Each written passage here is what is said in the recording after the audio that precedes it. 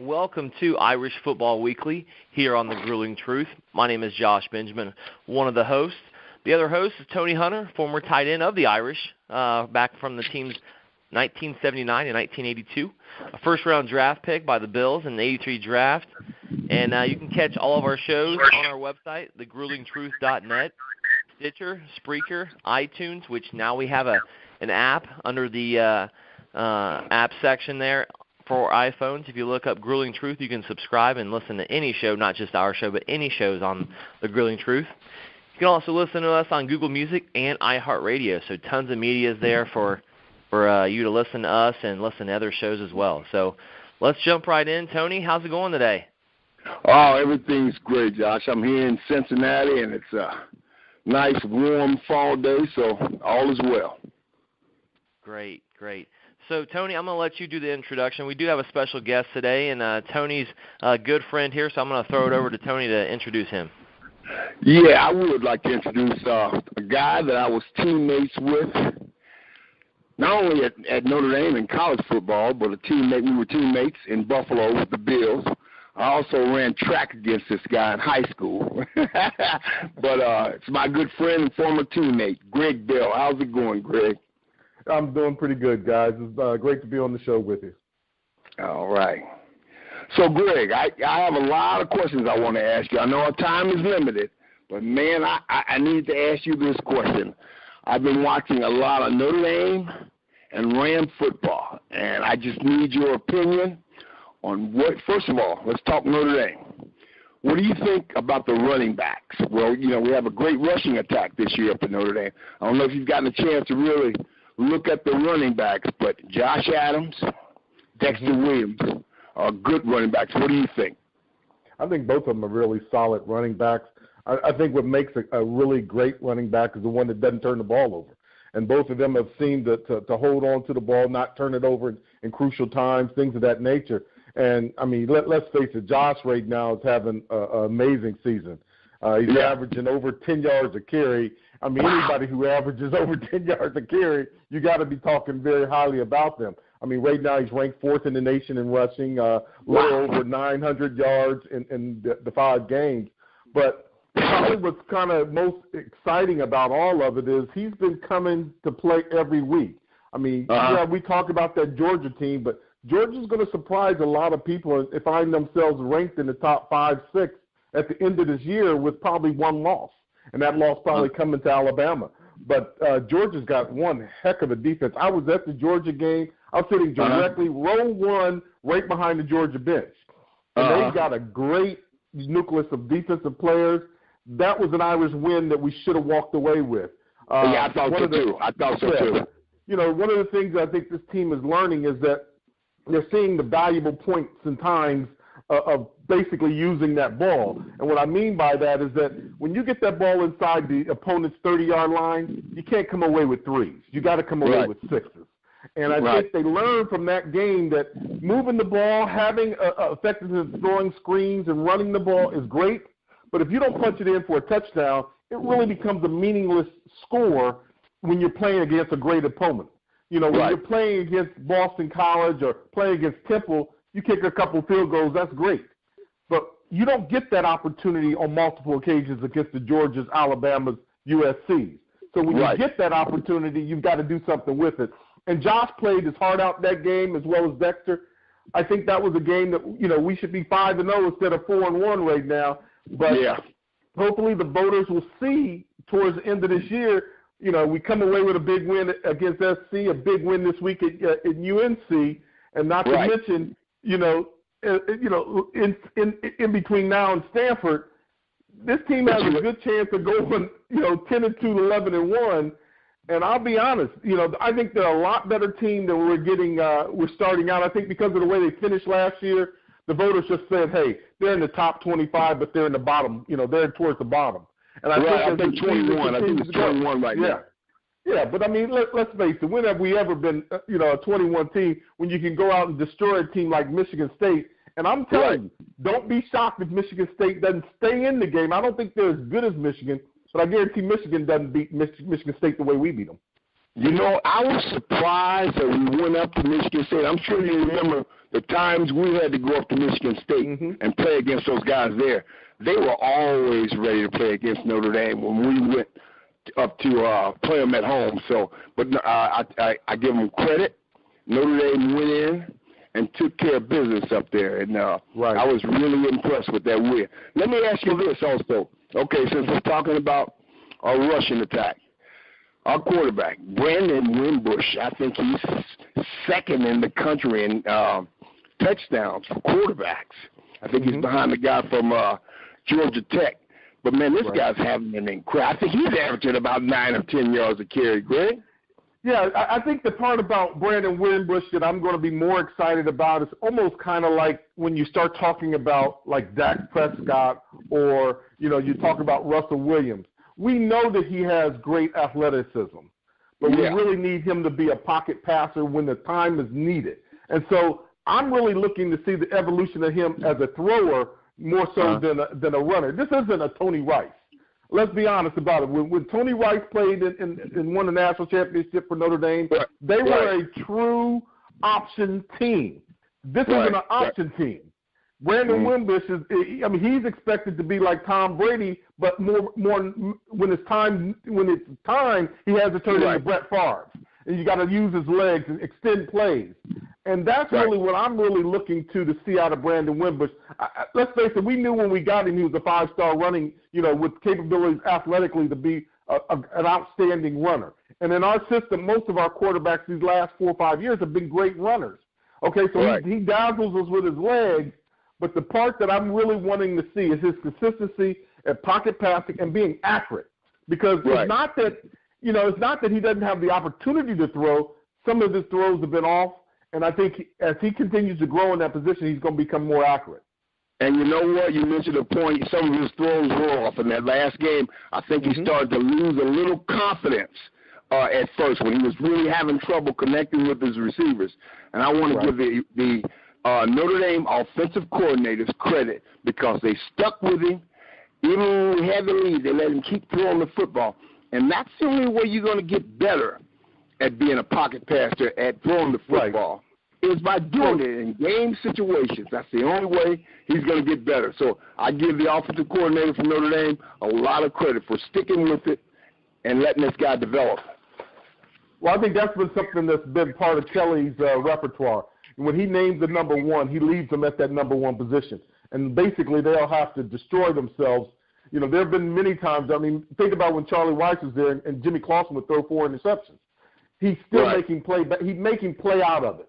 And I think that's what Kelly's given Brandon Wimbush an opportunity. He knows that his arm might not be as accurate, and he knows when those times come, he'll run with his legs to kind of build his confidence back up and get that excitement boiling. And he'll the more he passes the ball, the better he's going to become.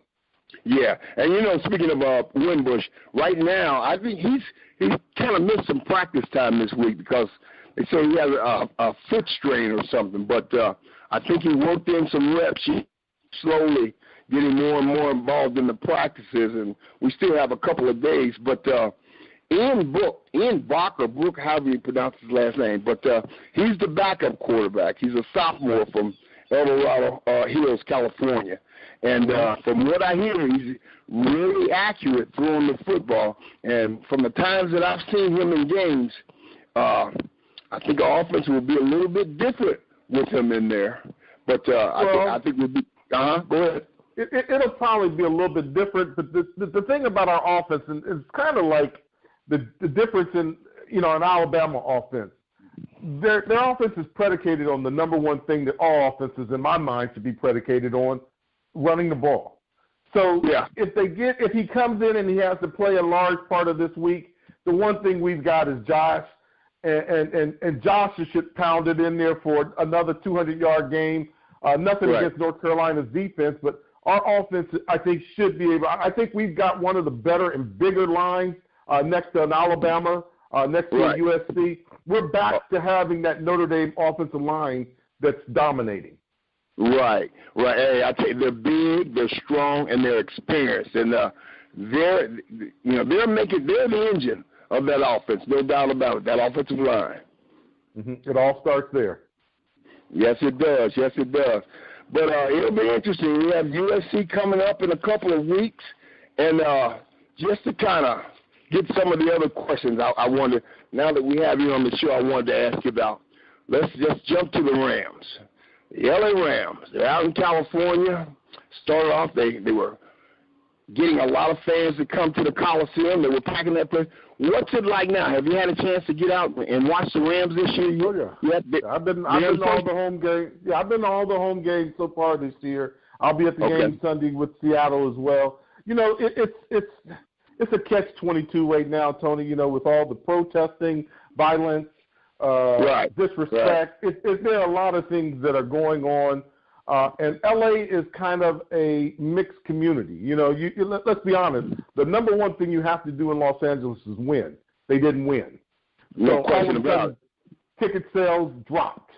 Not only did they drop for the Rams, they dropped for the Chargers. The Chargers are in a 29-seating stadium and only averaging about 18,000 people. So it's not just about the Rams. We have a lot of things to do out here in California. But it's going to be interesting, and really is this week. We've gone through the first quarter of the National Football League. You kind of get an idea of what you got in those first 4 games. Let's face it, we've been a part of this. We were a part of this league for 8-9 years. When you start off 0-3, you're going to be a bad team all year long. All year long. We suffered through 2-14, and we were bad in the beginning, and we were bad at the end. There are very few teams that just all of a sudden turn on a switch and they go from 0-4 to 12-4. It don't happen. That's tough to do in the NFL. Yeah, it's hard to do. So the Rams are off to a 4-1 start right now. They look exciting. They look like they're a completely changed team. And the number one thing is they're supposed to look like that. They've got a whole new regime. Sean McVay came in with a system that has been perfect for Jared Goff. I'm still not sold on how perfect it is for Todd Gurley, because I hate when I see Todd turning his shoulders east and west. You know, I'm from that old school with my shoulders need to be pointing where I need to be going. And his are always pointing east and west with that stretch offense. So it's the norm now. So Todd is off to a great start, and I think that was probably the number one most important thing is that Gurley got back onto that rookie sensation year, because if our running game is going, Jared Goff is going to throw the ball. He's got it on.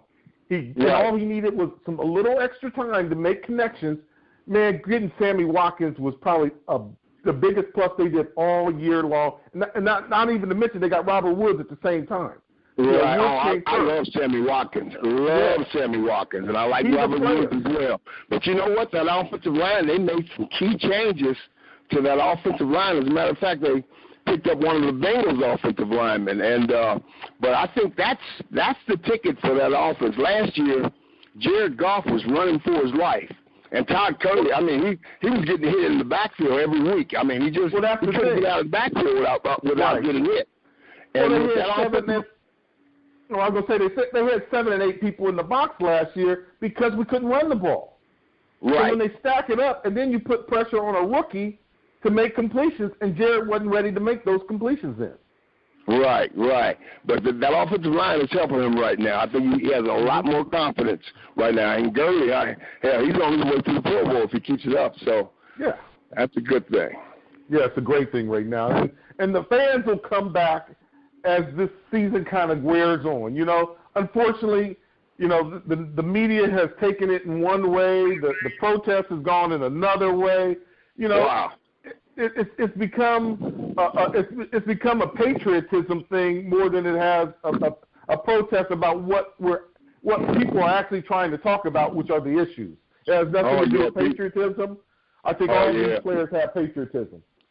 Yeah, it's a mess. It's a mess right now, and people are not watching the game for political reasons. Just a lot going on right now. It really is.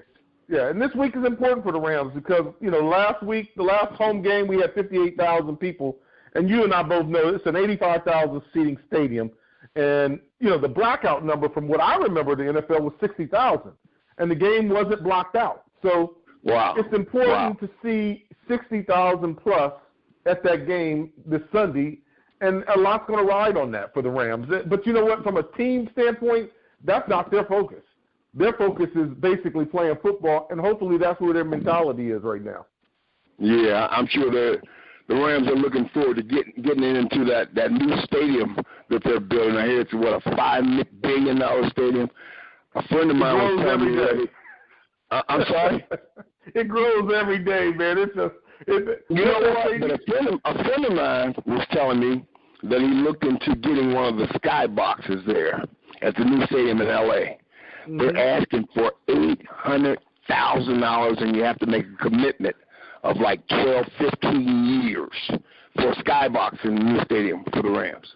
Well, you know, that's kind of part of Jerry's world. Jerry Jones actually has the vending company that actually sells the boxes. So, you know, Jerry's always in everybody's business, but it's a good thing. You know, it's a good thing for him. You know, I don't know if they're going to get that kind of commitment right now.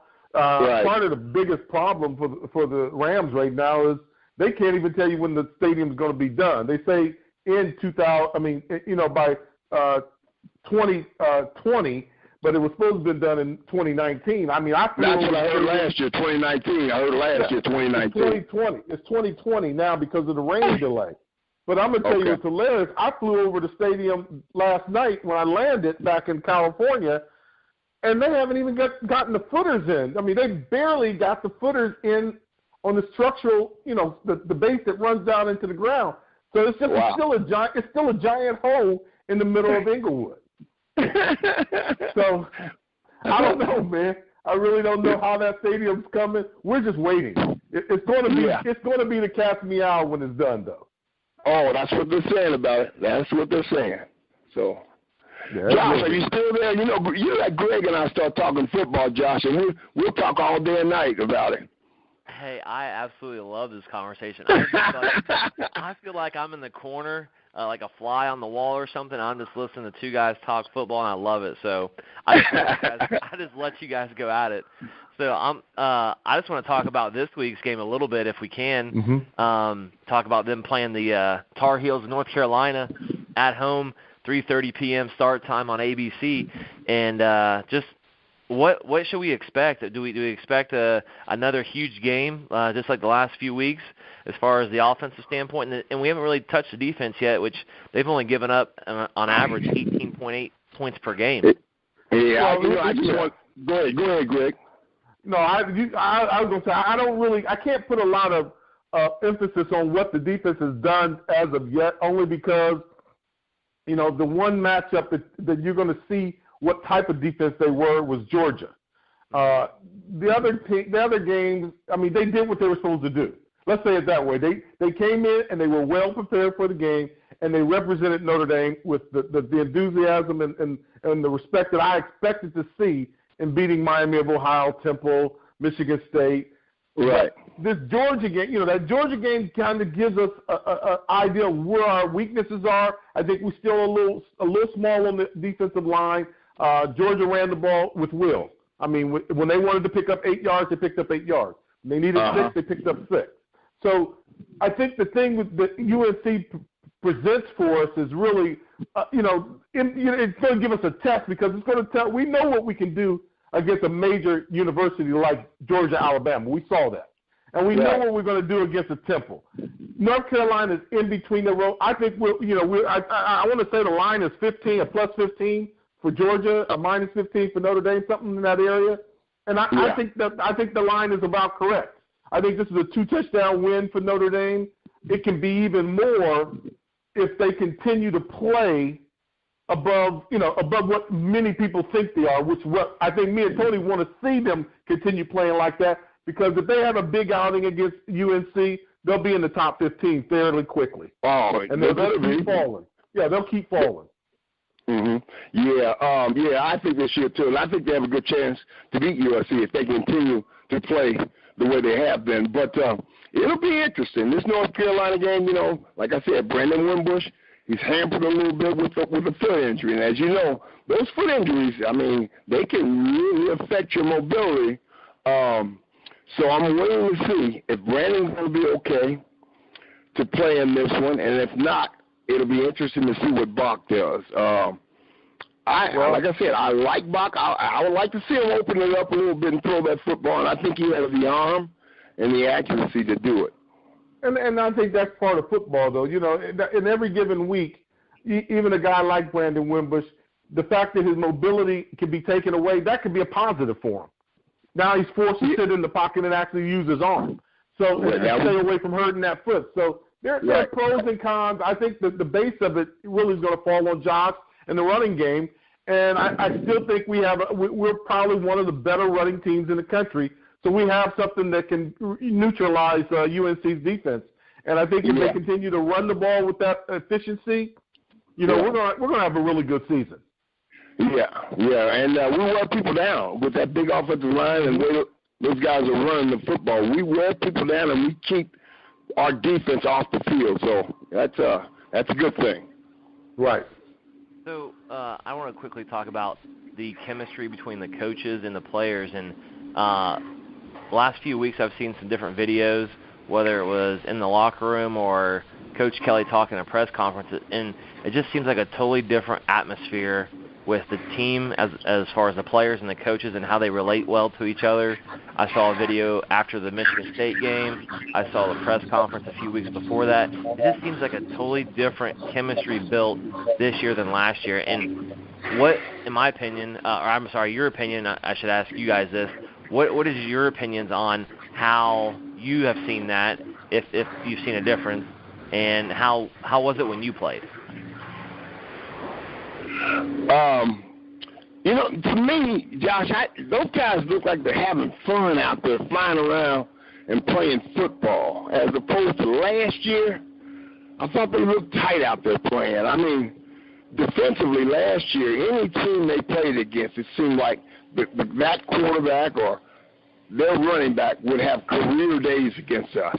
That's no longer the case this year. Our defense is starting to look like some of the old defenses, some of the defensive Notre Dame's past, where they've been one of the best defenses in the country. They're playing like that again. They're flying around, they're hitting people, they're being physical, really on both sides of the ball. And that wasn't the case last year. So I think they're having fun right now. And I think that has a lot to do with their relationship with Coach Kelly. And I really like this offensive coordinator, too, man. I really like what he's doing. Well, Josh, I think chemistry is kind of like a point of view. It can change every 5 seconds. You know what I'm saying? When you start talking about chemistry, it's about an atmosphere. And one person can change an entire atmosphere. It's kind of like the day that Peyton Manning signed with the Denver Broncos. They went from being duds to Super Bowl champions in 1 year. So the same goes with chemistry at Notre Dame. You know, you make a change in offensive coordinator. A defensive back coach is gone. They bring in a new GA. One or two or three different individuals really can change the chemistry of what Coach Kelly is doing. I don't think Coach Kelly's doing anything different. I think he's still coaching the same way. Very tenacious, straightforward, in your mouth. That's his style. He hasn't changed any of his chemistry. But one person can change an entire team's chemistry, and they can make it fun. They can change it and make it exciting to do, you know, to get into the run game. They can make it exciting. The fact that we've moved past the controversies at quarterback that we've had the last 3 years. You think about it. 3 years they've had. Well, who's going to start? Oh, he got hurt. Oh, it just went back and forth. Brandon's in there. They named him early. He took over leadership. He had a great spring. That alone could have changed the chemistry on the team. I've never met Brandon Wimbush. I don't know what kind of person he is. He could be just, you know, I remember, Tony, the year you got traded to the Rams, Jim Kelly came into our locker room in Buffalo. Yeah. And Jim has an infectious, I don't want to lose attitude and persona about him. He changed the entire chemistry of Buffalo. They went to 4 Super Bowls. It doesn't take a lot to change chemistry. Like I say, it's almost like a view. You know, all of us have a different view, and it will change every minute. And I think that's how chemistry is in the National Football League as well as in college football. It's about the moment. Jim Kelly, you speak of Jim Kelly. You know, we were drafted together in Buffalo. And, man, I was hurt when he signed with the USFL from the Houston Gamblers. He called me at home and said, Tony, I just signed with Houston. and they're interested in signing you. The next day I was on a plane to Houston, me and my agent, and we sat down, and Jerry Argovich, who was the owner of the Gamblers at that time, made a nice offer, and I wanted to play with Jim Kelly. I told my agent, I said, man, I mean, they're offering good money, and this is a great opportunity to play with a great quarterback. And he said, but Tony, it's over like 15, I think it was 10 or 15 years that the offer was for, and it wasn't guaranteed. Mm-hmm. And that's when he said, Tony, that's when Buffalo got in touch with him when they found out we were in Houston. And the next day we flew to Buffalo, I signed, and that was that. Right, yeah. I mean, like I said, it's almost the chemistry can change in a matter of minutes, man. And there are games you'll see, when you go into a game, you've got so much camaraderie, so much chemistry there and built up, and one thing goes wrong, and it can change the chemistry of that game. So I think Coach Kelly is doing things the way he's always done them. He's feisty. He's a no-nonsense guy. But, the fact that they changed offensive coordinator, he can liven up a locker room. He just brings a flair. So, they changed the offensive coordinator. Yeah, they changed the offensive coordinators, defensive coordinators. Yeah, they changed. I mean, the whole slate. They cleaned house last year. So, yeah, and it's worked out for them. I just really like the attitude of the team this year. So, they're doing a great job. Yeah, I agree with you guys wholeheartedly. I think that the listeners out there need to understand that it's not really just Coach Kelly, like you mentioned, Greg, and alluded to, and it's those coordinators. It could be the GA, it could be the incoming freshmen, it could be guys that transfer in, it could be all of those or none of those, and it could be guys that have been there for a while. So it's just like any job situation, any company that you go to. I mean, the morale, the atmosphere can change with just one instance, like you said. But I love how, and I'm alluding to the defense in this case, how they, and I know their opponents necessarily, like we talked about, aren't the top-notch, top 5 teams, but we have played Georgia, and they did a pretty decent job. And the things that they work on, not only because of the chemistry and the atmosphere and things like that, and this is mainly for the listeners, is the practice and how they do that, how they practice as a unit, how they gel and know where everyone is at during a run play, during a pass play, during a certain situation, and how that's critical as well. And I just give kudos to the assistants and the coordinators on how that's developed so far. Yeah, one of the things I know from talking to, Alan Pinkett, talking to Reggie Brooks, those guys who are back there, and the one thing they told me about the change in the defense is really that the new defensive coordinator brought in more of a college-ready scheme. And what I mean by that is, when you're in the National Football League, you're looking at the best of the best of the best. And so what Notre Dame did last year is they tried to cover a lot of wide receivers. They basically played a lot of 7-man fronts and a lot of man coverage. And they very seldom did 2-man. They very seldom even went into cover 3. So what happens is you're trying to play every man for man. And if you're not the best of the best of the best, that's hard to do. So it puts a lot of pressure on the lineman to get to the quarterback fairly quickly, because if you don't get them to him fairly quickly, the receiver gets burned. And that was what last year's defensive coordinator, he was a former NFL guy, and he felt he had the best of the best. We were still working on that. One of the things I think is great about our team this year is we're capitalizing on a lot of those turnovers. We've already seen some pick six. We're seeing interceptions that are turning into sixes, fumbles that are turning into sixes. Those are what you're supposed to do with turnovers. That's a lot more pressure on the quarterback. Yeah, exactly. A lot more pressure on the quarterback. Last year, they could sit back there all day and throw the football, do whatever they wanted to. But, I agree. I agree with that.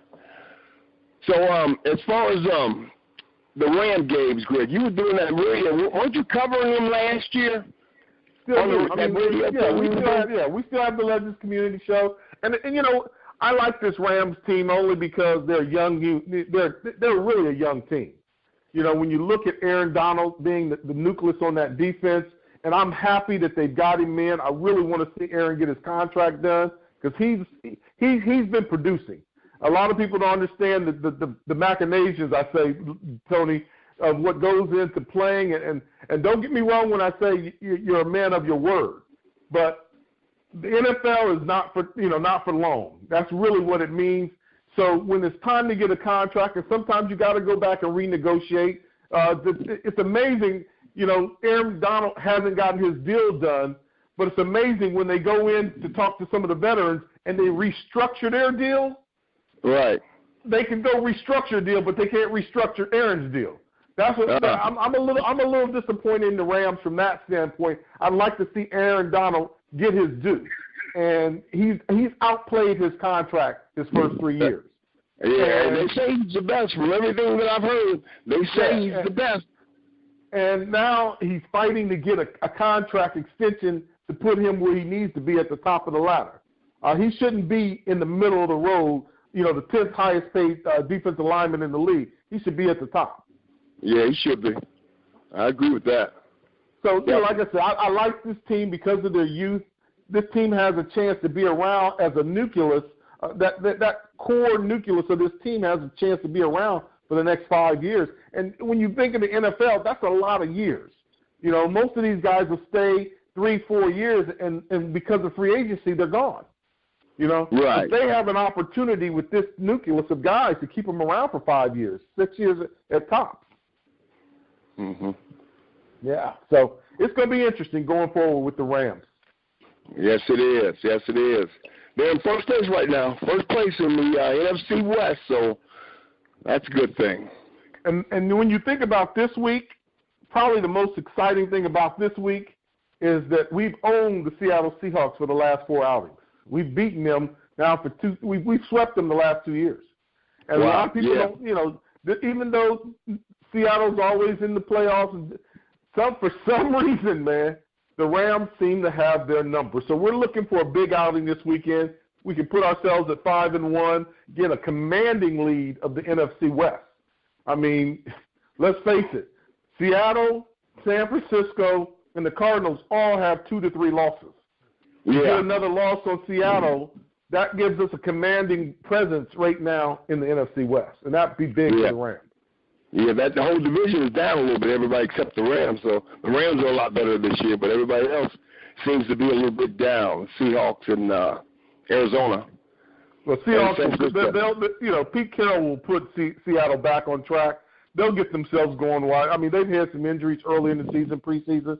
They'll be all right. Jimmy Graham, who was going to be their probably number one target, he's been hampered the last 2 weeks. So if he gets back in the swing, Russell Wilson will get his thing going. And their defense, they're still one of the most solid defenses, even with Irving going to the Raiders and just a few core losses that they've had. But Seattle is still going to be one of the top teams in the NFC. Mm-hmm. And on the flip side, over in the East, you got the Buffalo Bills are playing against my Cincinnati Bengals this week. What do you think about the Bills?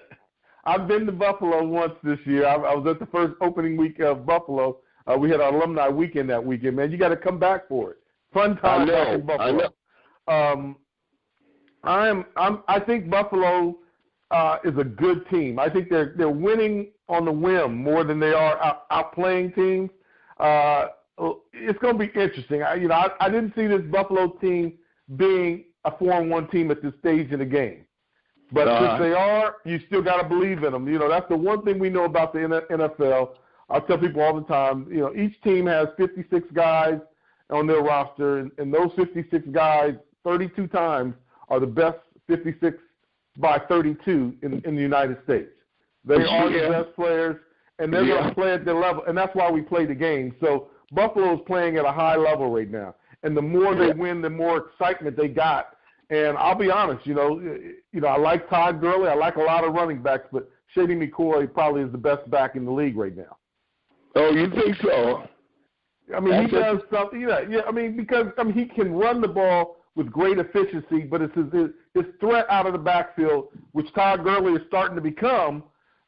He's such a threat out of the backfield at any given moment.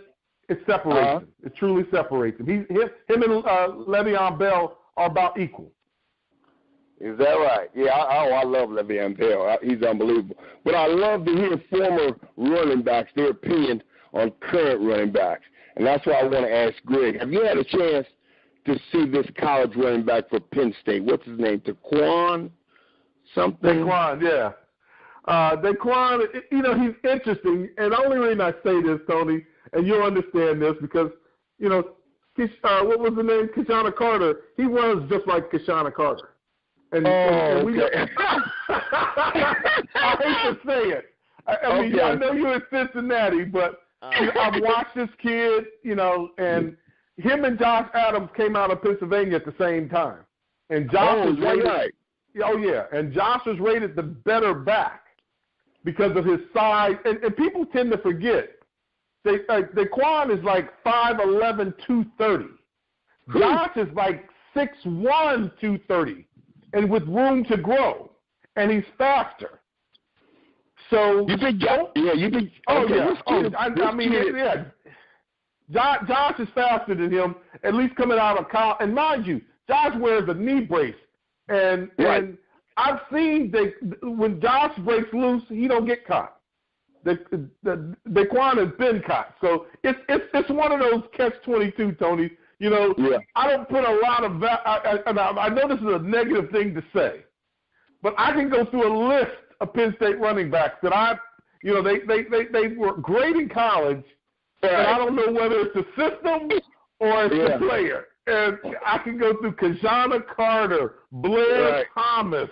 Man, you start reeling off a couple Penn State names outside of Kurt Warner and Franco Harris. I don't really know anybody that went to Penn State and really performed on the next level. So I'm not going to put any judgment there. I like the way he plays college football. I do like that. Yeah. I hadn't really heard of the kid until this year, but I've been seeing some highlights. This kid is fast. He's quick. He looks powerful. So I just thought I would run that by you. Well, because I'm a running back, I follow all the running backs, and let's put it this way. Last year, in the top 3 rounds, the kid out of San Diego and the kid out of Boise State were drafted in the first 3 rounds of the NFL draft last year, and neither one of them made a team this past summer.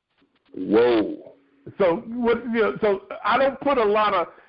I just like I said, I like the way he runs, and he runs with like I said, if you look at Kashana Carter, Blair Thomas, and you put film of them next to this kid, you'll say, man, he runs like them.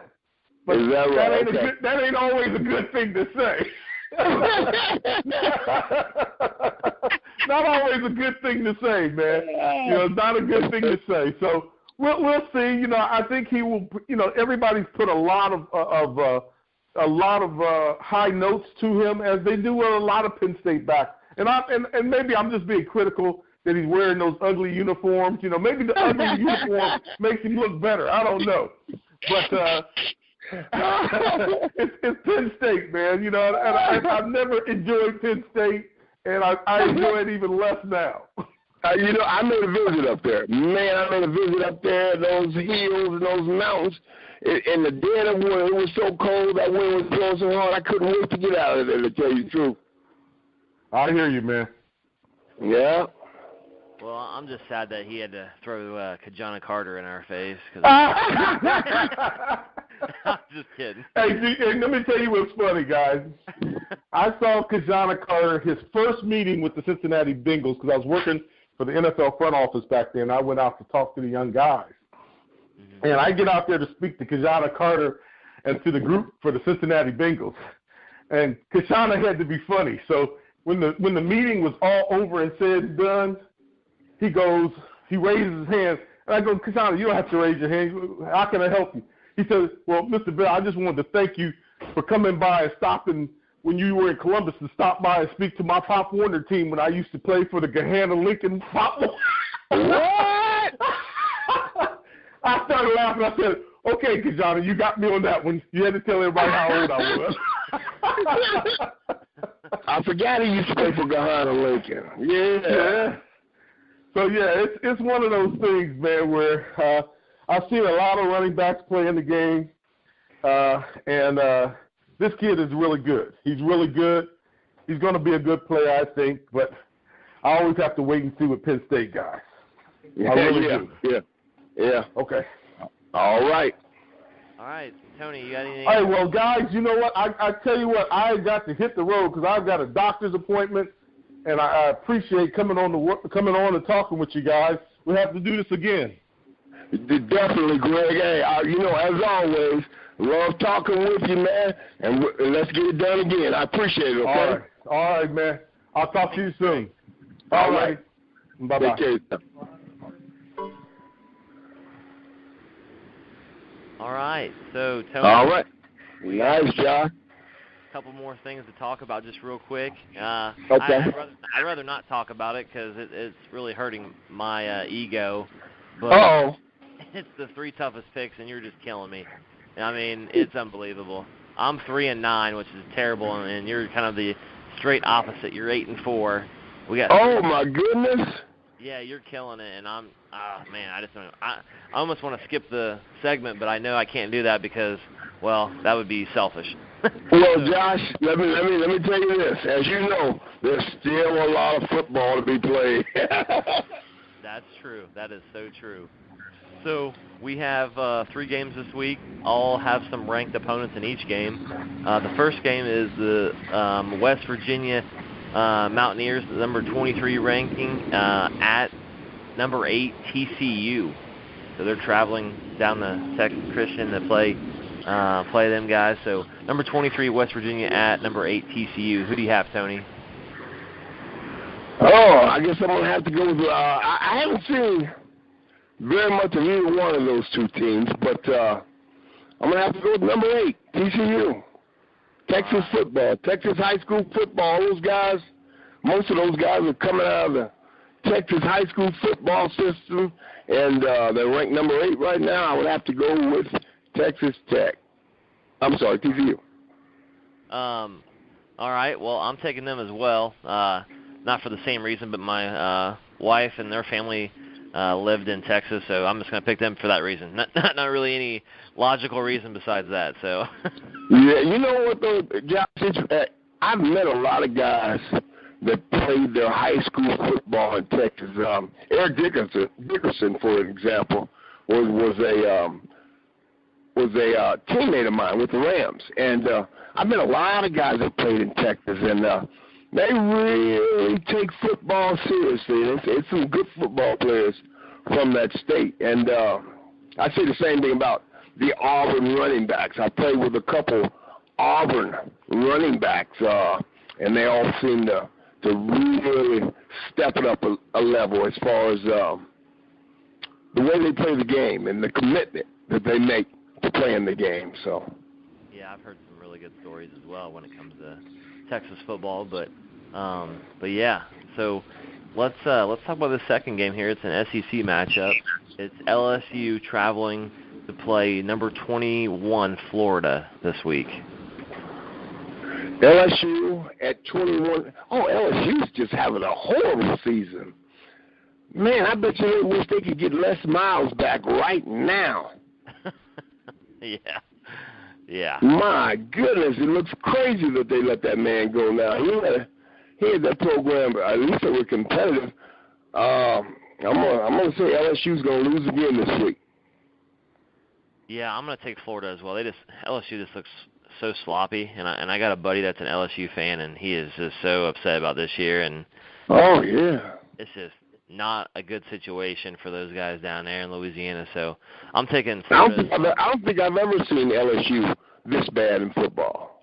I don't think so either. I think the fans and the school got real complacent with being very competitive in the SEC and competing for championships, and it's like they wanted to be the Alabama, and there's only one of those, and so right got really spoiled in my opinion. So, but we'll move on to the third game.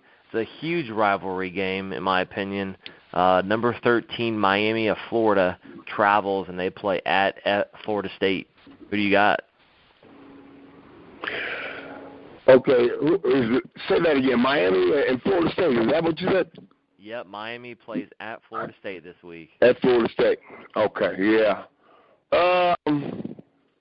It's at Florida State. Boy, that's going to be a tough game. That's going to be a good game. It always is. That's a big rivalry down there. And I am going to go out on a limb. Florida State's having some problems this year, too. I'm going to say Miami's going to beat them. Okay. And so you have Miami down. I'm, for some reason, I have some kind of feelings for Florida State, and I always have. Maybe because when I was younger, I would watch Notre Dame play Florida State, and I liked those two teams, and I became a bandwagon fan for Florida State.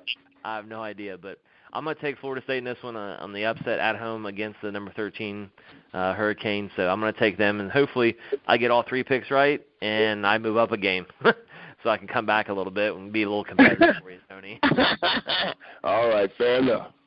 All right, and so Irish prediction time. Tony, what do you got as far as the score and for this week's game against the Tar Heels down there? That's a toughie because our quarterback is kind of questionable right now. But as I said earlier in the show, he seems to be getting more and more repetitions in practice.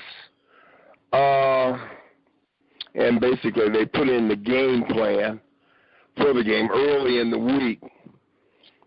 So he should be familiar with the game plan, but he hasn't actually done very much of it. But, they have today.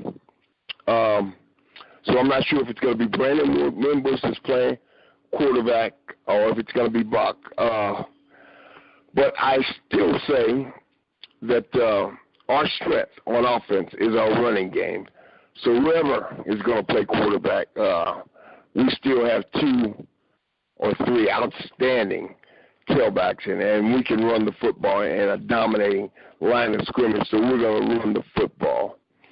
I think we've been putting up a lot of points this year and some eye-popping statistics on offense. So it just depends on who's playing at quarterback. But I think we'll put up 30 points. I'm going to say 30. We've been scoring at a higher rate than that. But I'm going to say 30 points, and I'm going to say, let's say 31-14, Notre Dame. 31-14, so, all right. So I think that some of the things that Greg pointed out, such as ball security with the running attack and the ability to get Brandon Wimbush or Ian Book to be consistent, in which I believe Brandon is going to play. I've read some things and seen some different articles, and I'm pretty sure he is. They are taking it easy on him this week. He was in a boot for a while. He may even be in a boot today, but I think he is going to play, and I think that will, like Greg said, alluded to there, is he will have to stay in the pocket. He won't want to run and further injury, so that'll help out with his, hopefully, with his development as a pocket passer. But I just think the defense will stay intact and play against this North Carolina team that has some pretty good weapons on the outside. And do they? Okay. Yeah, they do. And our quarterbacks are playing much better this year for Notre Dame. They look like some bona fide cover guys out there on the corner, and that's the difference is like night and day, the technique that they're playing this year. Our corners are playing much better, fundamentally sound cornerback and coverage. Yeah. No, I totally agree with that. And so as the season goes on, and we're at the halfway point here pretty soon, and just kind of give an overall generalization of this team, it's been a night and day compared to last year, and I'm just excited to see not only this game but the next game coming up in 2 weeks against USC and seeing the real test. And we can't look ahead because once they do that, games like this kind of fall through the cracks and good things don't happen there. So I take the Irish this week, 35-17. Okay. The Irish, when they score over 20 points, they win. And the only time they lost against the Georgia team is when they scored 19. So they've scored over 30 every other time and done a nice job offensively and defensively. They just gel together. It works well. And like you said, they play loose.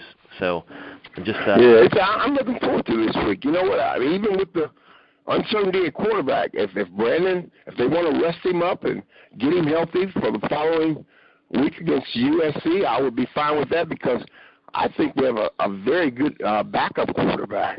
And, hey, I'm a former wide receiver. I know Greg is a former running back. He wants to run the football. But I'm as a former tight end and wide receiver, I love catching the football. And if Mbach is in there playing quarterback, I love to see him air it out. Yeah, definitely. So we will see on Saturday at 3:30 on ABC.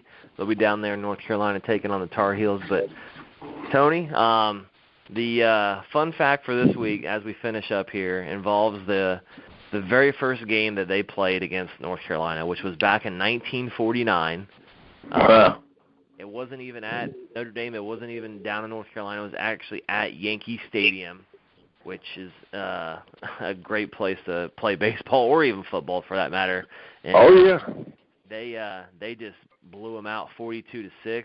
They were actually rated number 1 that year. Notre Dame was, and just trounced them. So the first meeting was, over 60 years ago, and it's just outstanding that football has lasted, and just to have developed into the game that it is today, and the rivalries and the very first meetings. I just love seeing stats like that and seeing how teams have played each other for a long time. Oh yeah. I love seeing the old pictures of guys that were playing in that era, and I tell you what, it's a game that has really developed, and but I love seeing the old school guys play back in the olden days. I love watching those films as well. So yeah, definitely. So well, it was a blast. I love having Greg on. Thanks again, Greg, for coming out there listening.